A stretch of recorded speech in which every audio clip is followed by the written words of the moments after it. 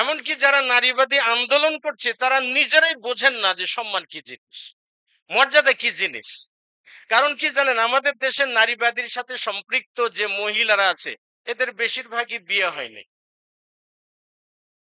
তার মানে স্বামী সংসার কি জিনিস ওরা বোঝে না। যে জিনিসটার জিন্দেগিতেও কোনোদিন স্বাদ পায় নাই, সেই ব্যক্তির কাছে এই জিনিসগুলো ক্ষেত্রে ভালো কিছু আশা করা যায় না। মুহাম্মদ রাসূলুল্লাহ সাল্লাল্লাহু আলাইহি ওয়াসাল্লাম নবুয়ত প্রাপ্তির পর মাক্কী জীবনের সূরা আপনারা জানেন। এই মক্কার মুশরিকদের কথা আল্লাহ সুবহানাহু ওয়া তাআলা কোরআনুল কারীমে তুলে ধরেছেন। মুহাম্মদ রাসূলুল্লাহ সাল্লাল্লাহু আলাইহি ওয়াসাল্লামের কাছে নাজিল হলো ওয়া ইযাল মাউউদাতু সুইলাত বিআইয়ি যামবিন কুতিলাত। এটা নারীদের মর্যাদা নয়, নারীদের জন্য সম্মান, মর্যাদা, সম অধিকার না।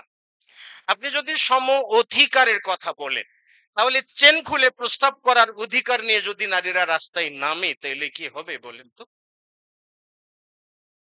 প্রত্যেকটা সন্তান পিতার ঔরস থেকে মাতৃগর্ভে যায়। এখন নারীরা যদি বলে যে আমরাও ঔরসে সন্তান ধারণ করব, বলেন এটা কি সম্ভব?